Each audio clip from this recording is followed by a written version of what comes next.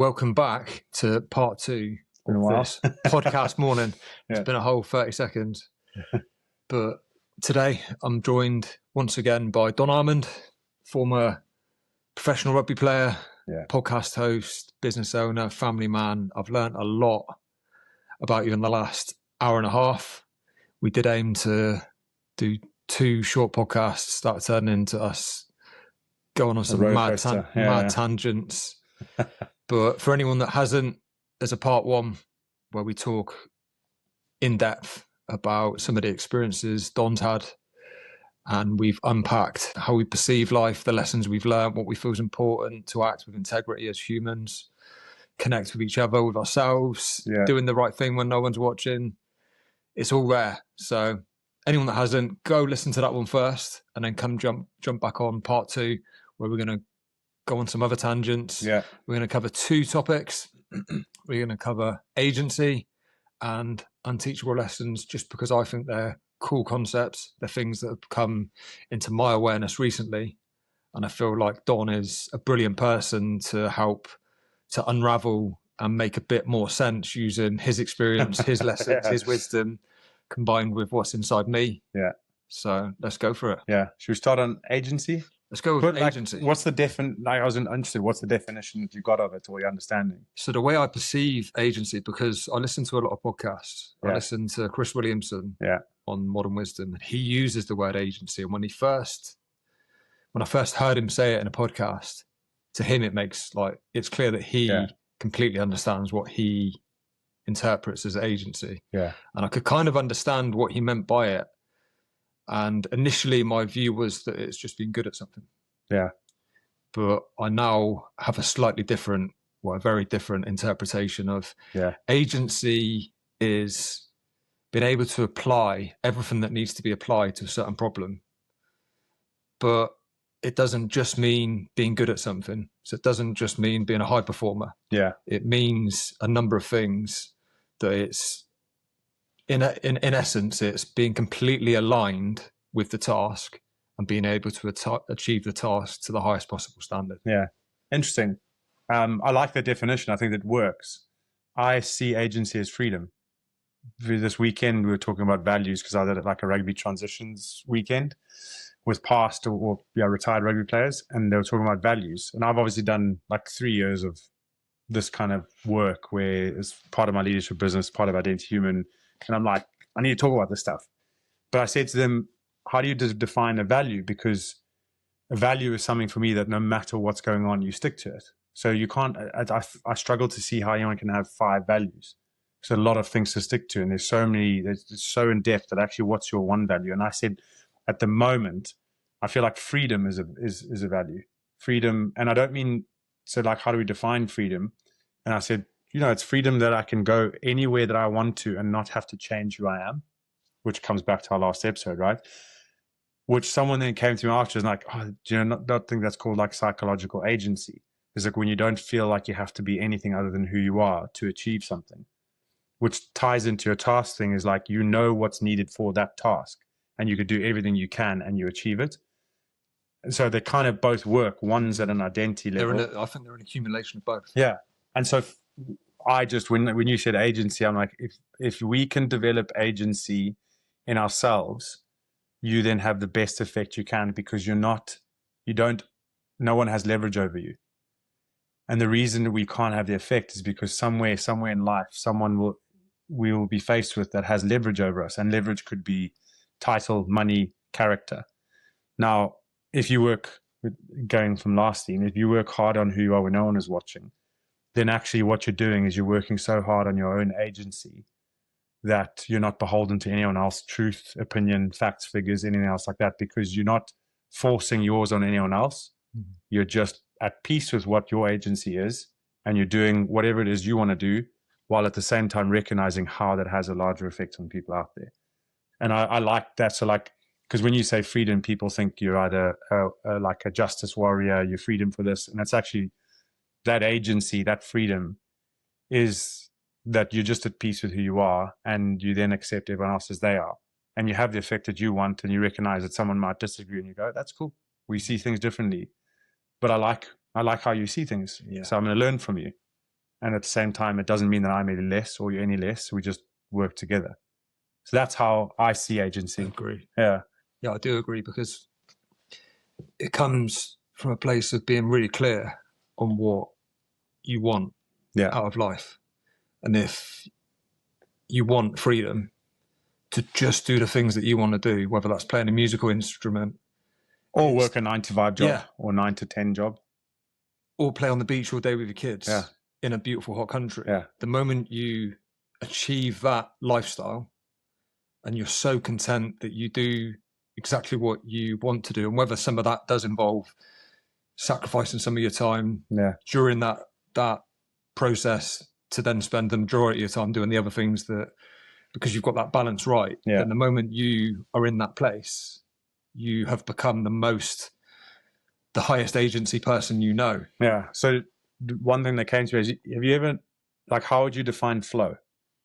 Flow is being completely immersed and present in the task to the point where every minuscule detail in that process, you're aware of it, you're applying your full intention at it, and nothing else matters. Because you're free of past or future judgments, everything, right? Yeah, you're in that moment. That for me is a link of agency. When you talk about like just being on the beach or just working, because you're so immersed in what you're doing, you have agency. So you can come in and out of agency. Yeah. Well, no, you can't.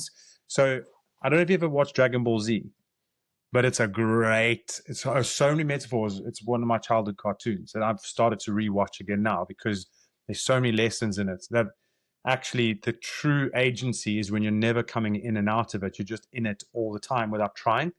And it doesn't mean that you don't think about future and think about past. It just doesn't threaten you. So it doesn't take you out of agency of like, I know where I'm going, I'm going to do some planning, but it doesn't take away from being in the moment. Because sometimes if you are in the moment and then you start to do some strategic planning, or you think about your next year, there's a feeling in you that's either fearful or uncertain that makes you feel uneasy, that takes your agency away. So then you start to decide. But if I was to take this and like get excited about it, agency means that like I am so in the moment and so happy with wherever life is going to be that the uncertainty doesn't bother me. I'll plan around it because I think intentionality comes out. That's where I want to be, but it doesn't take me away from where I am now. And that there could be a deeper layer of agency. If you've ever heard of the story, I like the story because it resonates in so many different areas. There's a man that, and I'm maybe getting the story wrong. He goes to this wise king's castle, and he says, "Can you please teach me how to be wise? And I want to learn." So the wise king says, "Here is a teaspoon, and I'm going to put the special oil on, and I don't want you to spill a drop of that oil.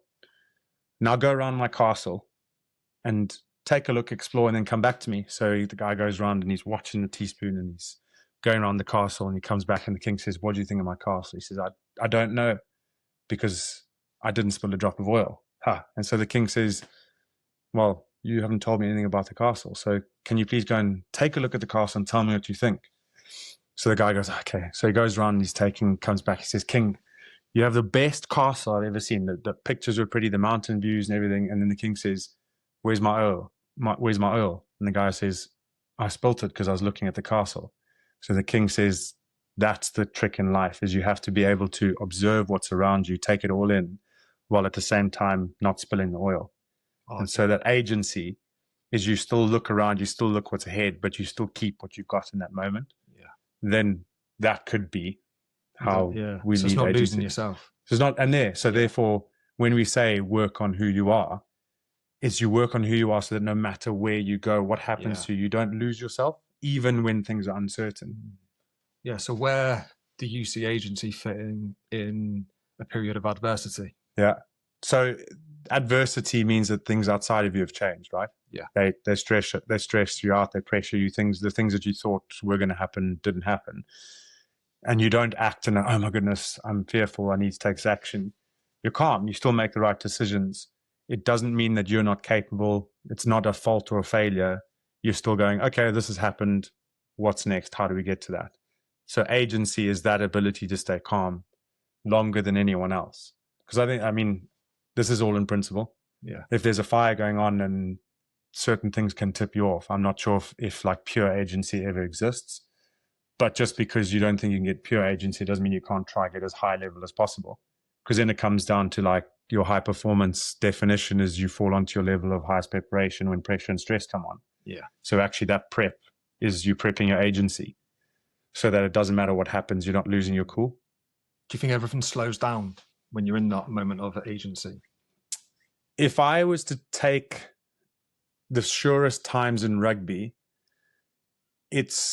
maybe it slows down, but you're not thinking too much. Right. You're just doing, and you do incredible things. And then sometimes you like, I was trying to think. Like when a move's kind of developing and you can see the angles, you just scan the pitch. You know it's going to happen. You're so certain. You already know what the outcome's going to be because you know everyone around you also knows what they need to do to make this move happen. And you're moving at full pace, knowing that in 10 seconds, I'm going to receive the ball at this point and I'm going to run over the line. Yeah. And then you say you're back to your question of keeping agency is someone intercepts that. You don't go, no. You immediately like, tackle them. Yeah. Move on. That's what's next. Adaptability. Yeah. Again, another word I wrote down. Yeah. Well, adaptability, I think, comes from you have so much you're so certain within who you are. You can't describe because it's a feeling that you're adaptable because you're not tied to how things are around you. I've got an example as well, which I believe is one of the biggest moments I applied agency and demonstrated to myself that the agency is there, the adaptability is there, without thinking.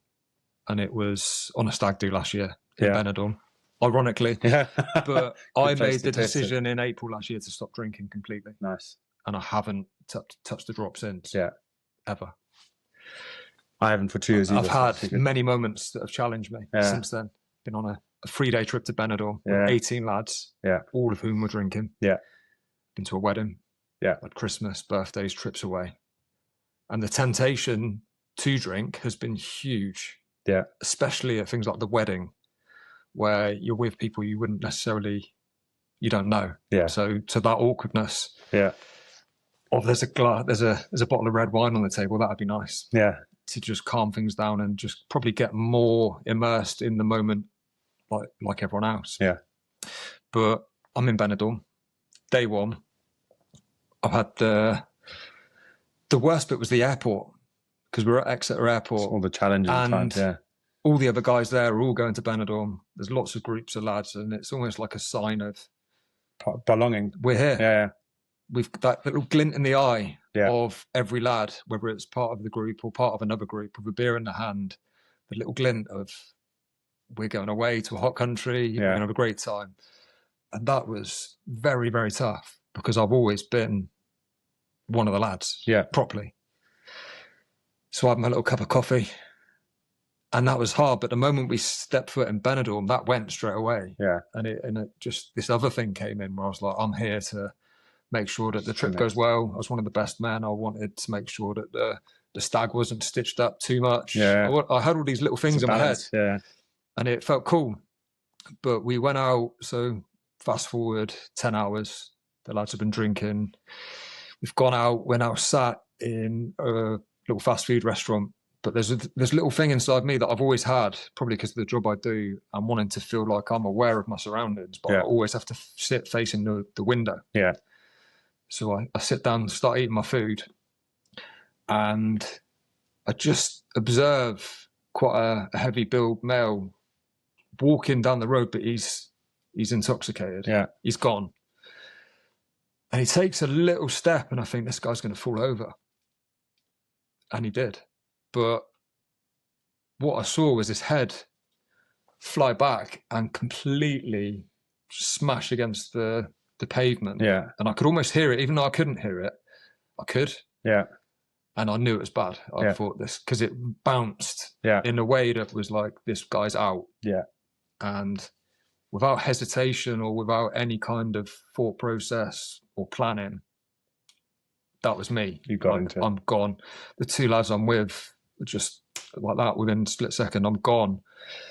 And I'm out and just doing what I've kind of probably had lots of experience in my day job doing, taking control of the scene, making sure that there's no other dangers around you and bits like that. And just taking full control of the situation, using everything I could around me, like pulling his shirt off his head to put back onto this hefty head injury, checking his breathing, instructing people to do different things, turning him into the recovery position, checking for breathing, and pulling his head back to release the tongue from the blockage.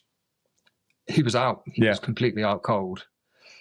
But we got control of it, the other two lads as well, instrumental, and we managed to save the bloke's life ultimately. Yeah. And then the police turned up, gave him a proper handover, and they were probably looking. I remember them looking at me thinking, "Who's this guy? Who is this guy?" Because I just wasn't. I didn't have any drink inside me for one. Yeah. So the way I was able to communicate was probably different with the same intentions. Yeah. With the same intentions, I could have done exactly the same thing. But if I'd have had 2 or 3 drinks on me or more, I'd have been slurring. I'd have been visibly different. And I remember feeling like, again, this is another reason why it was right for me to not drink, because I've come here, and if I hadn't been here, like then something else could, but to me that's agency. And it'd be interesting how this goes in. How do you feel around chaos generally? I felt like this is what I'm good at. So I was having a chat with someone that's a like nervous system somatic type therapist, and she said, what, like, when are you at your best? And I was like, probably around chaos. So like when you're on a rugby field, it's quite chaotic. And she said, what do you think you like about it? I said, it's probably the only time I don't have to worry about anyone else other than what I have to do. Mm-hmm. And it's those moments. Yeah. But here's the layer that we don't think about, right? Is we think we're so good under chaos because that's who you can really be. What stops you from being who you really want to be when there's not chaos? So she's like, why do you not feel safe in who you are? That you're assessing the situation, you're in the room, you're looking at the window. It's training, but it's also an awareness that there's something that's not safe about it. Mm-hmm. Now, it doesn't mean that you go through life going, everything's safe, stab me, I don't mind. It's just that recognition that, is it the chaos that you really thrive in, or is it because you work so hard on an identity that's presenting itself that's not really you, that chaos just frees you, so that you're just like, that's one theory. The other theory is, I think you're right. Yeah, but then there's also, you bring genetics into it. There are certain personalities and some certain genes that actually are meant to thrive in chaos. So all of these different things my brain looks at and goes, that's a truth. Let's work on that truth. This is also a truth. Let's accept that truth and know that they all have a part to play in this. So you could, the fact that you're a policeman, the fact that you thrive into chaos, there could be a certain trait that you've got that makes you get drawn to that kind of stuff, and not an accountant. But there could also be an accountant that thrives under chaos because they don't feel safe. So the safeness is a factor, but your personality type has taken you in where you actually do thrive. Now the agency you start to recognize is that what's that trait? Because that trait should lead you closer to your agency that allows you to take that and go, when you're sitting at the dining room table, that's still there. And then you can start to reinforce agency in a situation before it happens. Yeah. I think potentially moments before that happened, you could argue are not agency, because the reason why I'm so aware and sat where I was, you're right, probably because there's heightened anxiety, and there's a bit of fear, and where does that come from? Where does that come from? And then the other truth is actually sometimes you need certain situations to kick you into a certain chemical reaction to things. But I think for me, it's recognizing that chemical reaction is going to happen. What we want to really address in our conversation, our lives, is, are we doing all of that because it's a fear? Like you said, a fear. Are we resting in fear, or are we resting in love? And I think one of the other things is that you were going to talk about is what's the unlearnables. That's the unlearnable, is you don't know that you're operating through life in fear until you find out what it's like to operate in love, and then it becomes clear as day.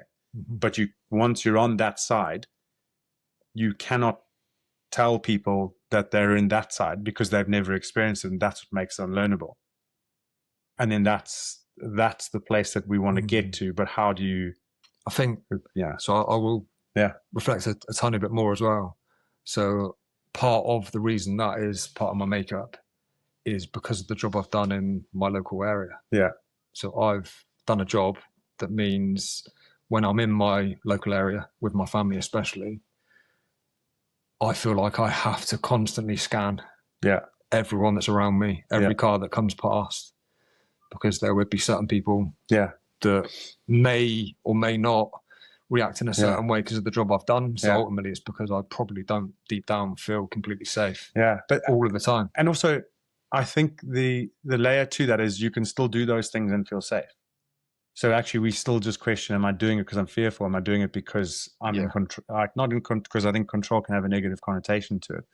But actually, it's the feeling behind that, where it's like I'm aware that these things that can happen. We're going to be prepared for it. I love it. Versus I feel I don't know. I think we might be diluting each other a bit because we're trying to probably technical out something that doesn't need to be. Yeah. Where actually at the end of the day, it's good to scan, it's good to be aware, but not if you're just in an anxious state of doing it. Because there's another one where you're confident and you scan, you're like, I've got Which this. can vary. Yeah, and it can vary exactly that. And it can definitely vary depending on where I am and how comfortable I'm feeling and probably how regulated my nervous system is. Yeah. Without a doubt. Yeah. So is there a standout moment that you would say defines the absolute like maximum agency that you can and have applied? Have children and you'll start to get that tested, when they're young. We got 4 young kids.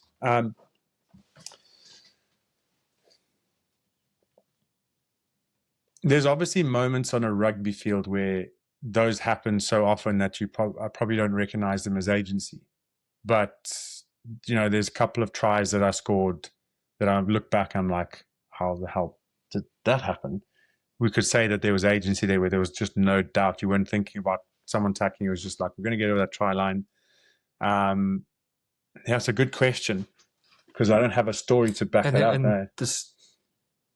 Would you say that part of that as well is that not only is it an individual act of agency, that season in particular potentially was that as a team, as a collective, the agency was so high within each individual, but it became a collective. Yeah, it all scale. I mean, it's so good to recognize that. I probably don't have the narrative to be able to put that into words yet, but where you see one thing, if you can understand how it all scales, like for example, you are your business is an extension of you. So if you can see that, you just work on you, your business gets better. So where you said if you had the agency, a team that has agency only has agency because the individuals do. Yeah, it's spot on. How that looks, like if we had probably another hour, we could probably talk specifically on teams and different environments I've been in, where we succeeded, where we didn't, and where guys were just not questioning things; they were just going for it. 100%, you can see that. But it's all relates to what they were doing off the field and what they were questioning and where they were working on. But part of that has to be all the way from the top to the bottom. Yeah. From the manager, from the owner, to the fans, to the cleaners. Yeah. But the better that is, the more agency, the stronger it is and the longer it lasts. Because everyone's doing something to contribute. It. Yeah. But then also you can have a team that has agency and everyone else around it doesn't. It just means it just won't last as long. And so... Because again, it's like saying the different towns here could have agency or different communities within a town have agency. They're all connected. Yeah. So the more individuals you get to have the agency, the longer lasting that effect will. And it does have a massive impact on you when you trust that there's other people with the same intention, the same level of agency for that problem that you're all trying to solve collectively. And I feel it at the moment in Torbay, there are so many people doing brilliant things in the community, in the wellness space. Yeah. And there doesn't have to be this regular interaction between us all. Like we'll message each other every now and again. We might get together, but we all know we're there doing the same thing. There may be opportunities for us to collaborate on certain things or not. But regardless of that, I know that someone else that does a completely different modality in wellness inevitably is just going to bring someone else into that new environment that then means that we all grow together. And it's all the same. It's all just trying to make people better, aren't they? And I always say, like in my business, I've never really looked because everyone says you've got to look at your competition, you've got to look at your competition. And I go, I don't necessarily agree with it. I understand you can learn from it, but if I go somewhere and I'm doing a good job and someone comes out and does a better job with me than me, then I'm like, well, they're trying to raise the level of leadership. I should be then learning from them. Mm-hmm. If I'm going to do a better job than someone else, then people should learn from me, because it's not about me. It's about the effect I'm trying to have on leadership or individuals or being the best we can. But I think we sometimes get stuck in the me versus them. Yeah. It's a competition thing. So therefore, I'm not going to try and help you out. Like in a nirvana state, which is like no excuses, I would love to be able to just go into every business. They go, this is how much we charge, this is how much I charge, what do you do? And you both go and do that. Because even when you've got all of that clarity and alignment, what I know, the one thing you cannot copy, replicate, or change is an individual's energy. 100%. So actually, the biggest value to a business is you, but that's the problem, because everyone says, don't make the business about you. So then you're stuck with that. So how do we transfer that energy that you've got into the effect your business can have? Mm. If you can nail that, then you've got a long-term business that has a long-term effect. If you can't, it'll only be going for as long as you can. How important do you feel as well in those scenarios it is to remove the narrative? So what I mean by that is your story. Yeah. And your story staying the same. Yeah. So the introduction you might give for yourself, and your story stays the same in every podcast you do for 2 years. Yeah.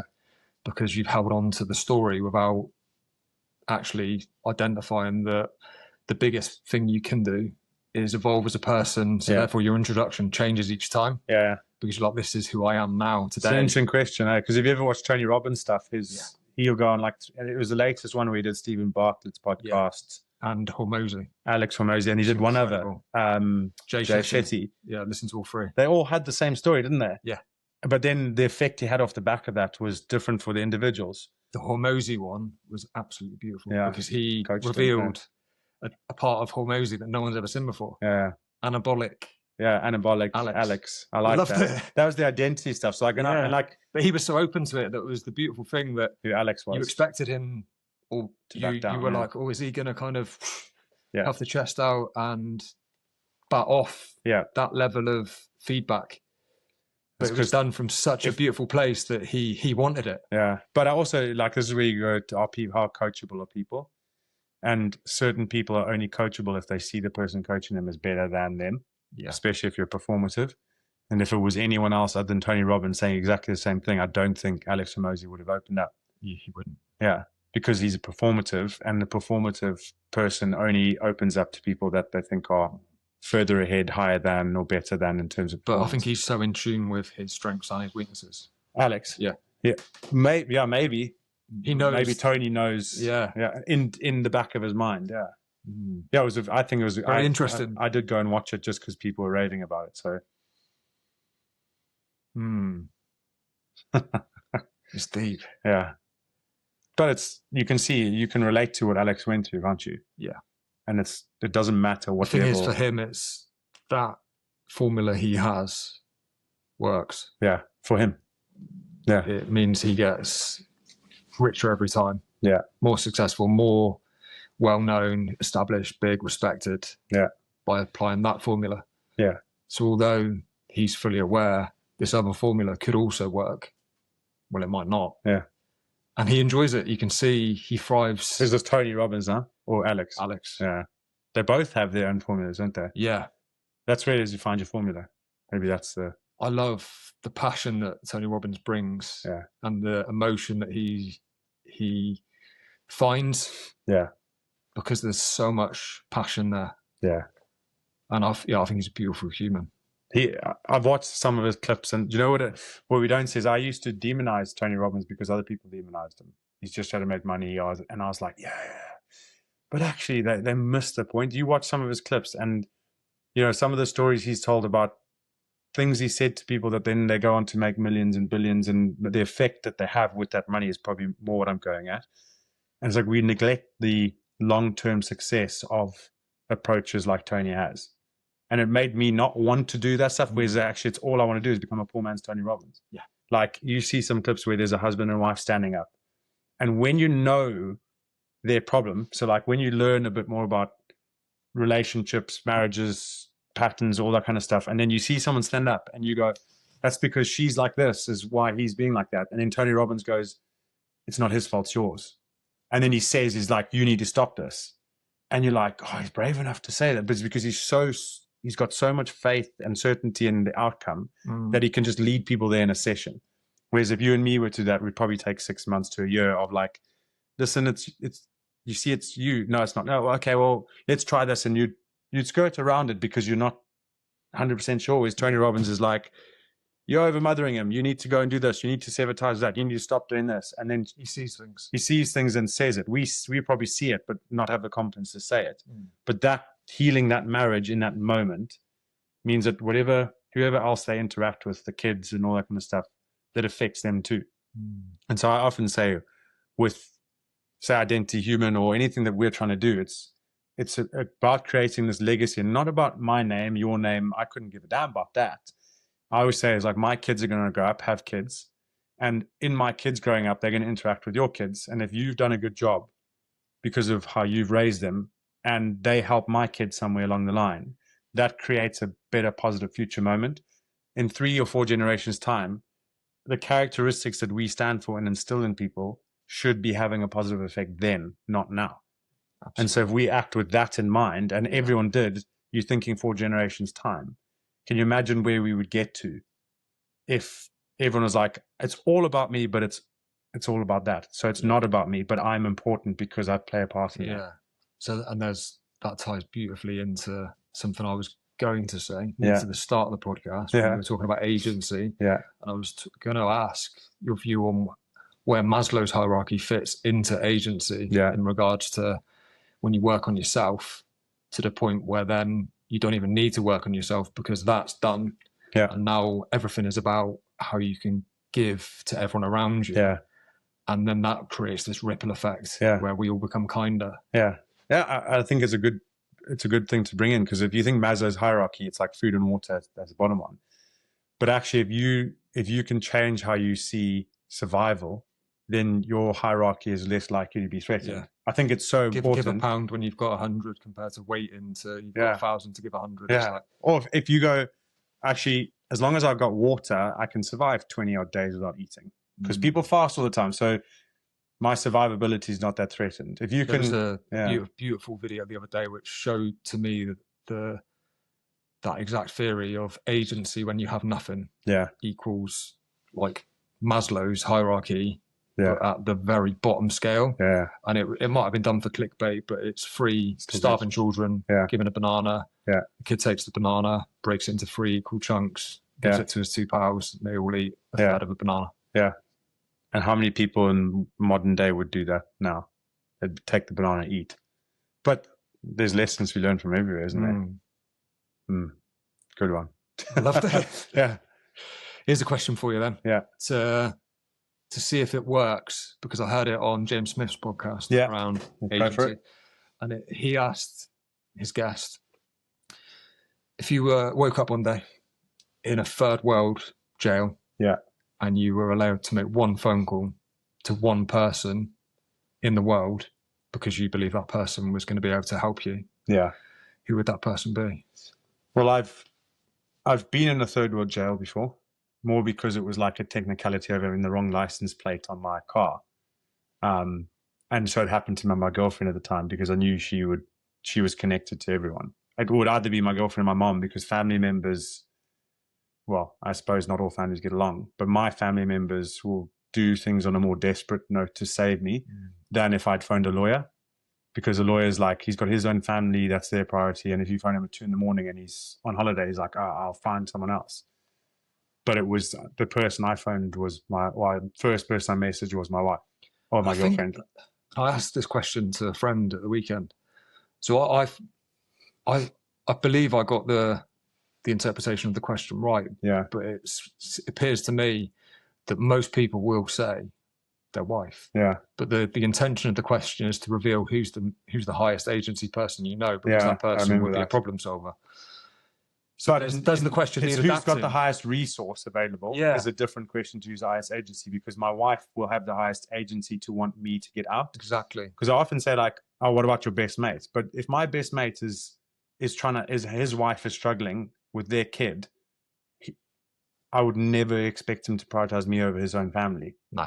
So you've immediately recognized that there are situations in which you phone him at the wrong time. He's your best mate. He'll die for you, but he's not going to die for you over his son. You go, he's got a priority there. Yeah. As he should. That's why he's my best mate, because he's got values. So if I ask my wife, there are very few things. And if she says our kids are struggling, I go, cool, I can't be helped, because our kids are most important. But bar our children, there's no one else that will be more important to her than me. No, and vice versa. And vice versa. Yeah.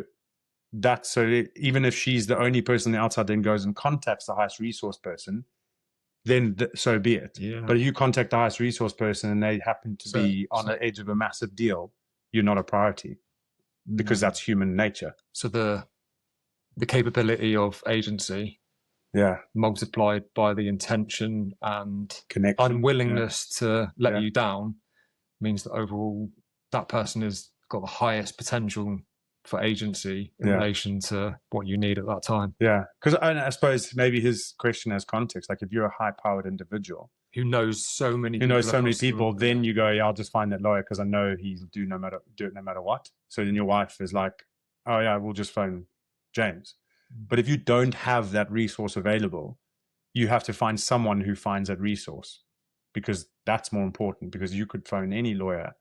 And if, again, priorities, like if they don't have that connection. So maybe it becomes who's got the closest connection to you that needs you the most. Or that. Interesting. Yeah, no, I agree.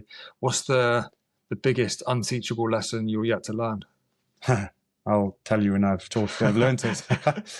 Do you know what it is? It's the things that you can see, but you don't know what that feels like. And that is identity change. And I mean that you can know it from a book. You can know that you need to change and you're trying to change, but you don't know what the thing is holding you back. That's the hardest thing. Like you're in a very similar situation right now. Absolutely. Your biggest lesson right now is knowing that from the outside, you've got everything you need, go and do it. Yeah. But you've got every other reason, providing family, risk, connection, all of those are part of an identity that you back because it's certain you've got it, more than the uncertain of, well, what if that thing I changed to doesn't work? Yeah. So you don't have agency in that. The level of assurance you need sometimes to take that. Yeah. Take that leap. Which is identity change is the hardest lesson, because if you gain confidence from experience, then you can't have confidence in principle in the thing you're going to change to. So how do you gain the confidence in the thing you're changing to before you've changed it?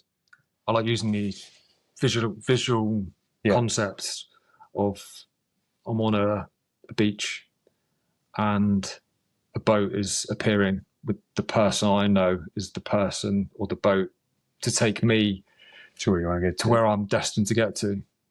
And I get on the boat and then I realise that the person driving the boat was me. Yeah.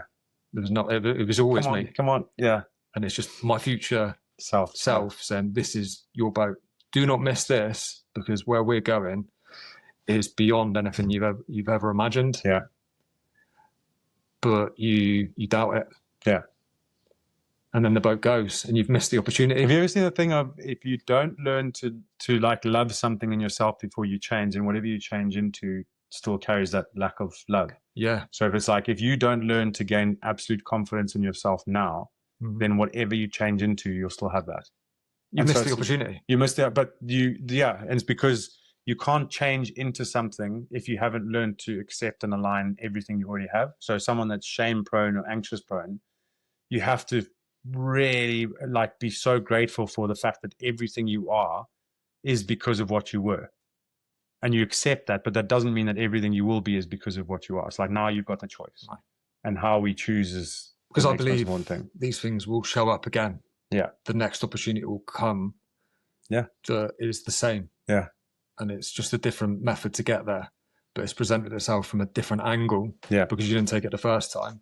But now you've got another opportunity. Maybe better. which may be better. It will be better. Yeah. But it's just harder this time. Just don't be that. Don't be the guy that is, that one that is a flood and he's on the roof. What's the phrase? If the universe continuously shows you and you fail to listen, then it will just show you in a really ugly, hard way. Yeah. It's a stone, then a rock, then a bigger boulder, and then a mountain, and then suddenly you squashed and you died. It's like that was your lesson. Whatever the outcome, the last bit is inevitable. Yeah. So why not? What can actually go wrong? Yeah. That doesn't involve in that happening anyway. If not you, then who? If not now, then when? Yeah. All these important questions we've got to ask and just take some action. But they all come back to that same question that you ask yourself: what could be the worst thing that would happen if I don't do it? Yeah. And that's regret. Yeah. And you only regret. So what could be worse than do. regret? Nothing, potentially. Yeah. This is life, eh? Paradox. Yeah, no, but at the same time, once you get that level of awareness and belief, which is building, then I know that if I'm not ready to take the steps I need to take now, then I still have that confidence that I will be. Yeah. Do you know, I think that, the funny thing is like, how do we get ourselves to a point that you realize that just you take action is going to exponentially increase your awareness? Because that's the best way to learn. But we always try and grow awareness. I'm trying to grow awareness and learn a bit more. I want the proof before I do the thing. Yeah. It's like, okay, well, what are you going to need? If it wasn't right, you'll learn. If it wasn't meant to be, you wouldn't be thinking it. No. That's why you're not thinking about being a deep sea submarine diver. Why are you not thinking that? It's not in you. So actually, whatever's in you is in there for a reason. Yeah. And it might be you need to do 6 months of the business that you want to do to heal something in you. And then you go, actually, it's not what I want to do. But you have to heal before you get the thing that you really do want to do. And the quicker you take action, the quicker you get to that. Something you said in the first podcast as well was really resonated with me, because it's the same reason I do everything I'm doing online. It's the same reason I posted most of the videos I post on Instagram, and me at a certain point really feeling that this is such an important lesson that I've just learned, that I want to pass it on. Use this opportunity to dump it in a video so that I can later, at a later date, watch it back. Because I might forget, or I might need to. It's like a podcast, it's like a diary. Yeah. And looking back, there's been certain moments that are so pivotal, but there's one that I've been thinking about today, because it's a video that I made at the Breakwater, which is the same place that I was last night when I bumped into my friend Jamie. Yeah. And it's a video I made on New Year's Day of 2024 into 2025. And it's me running down the Breakwater. And I just had this urge to pull the camera out. And the message was something I wish I knew 12 months ago, was just to keep it simple. Because I overcomplicate everything, including how to work on myself. Yeah. And keep it simple is the thing that I keep coming back to, and then I forget. And then I remember. It's annoying, isn't it? You have a breakthrough and you forget the breakthrough. And now, to me, it's becoming so simple that it's almost, it can't be that simple. Yeah. But it is. Yeah. So it's becoming clearer and clearer. You're learning the game. Yeah. And it's a beautiful thing. But what's the standout message that you look back on, that you remember posting or realizing, that you now look back on and think that lesson that you recapped on or that you shared is actually something that is now something maybe you should revisit and look at, because it's how you can move forward now? Yeah, good question. And I've probably written, I don't know if you've ever done like a video diary. I've got a few video diaries in my Loom where you just go on, you say something, and you're like, I know this is going to be important. This is in the important. future. Yeah. So I probably need to go back and look at those, because it's always there. It's always there, and you forget that it's there, and you go back. So I don't know what the lesson is, because I often talk and then learn the lesson and move, and talk and learn the lesson and move. But I know it'll come back to just, you've already got the action that you need to take. You're just not taking that action, and you're trying everything around that action to justify why you can take it a little better. So actually the action is important, because change is like, you need to know your stuff and take action so you can reflect and know and reflect and know.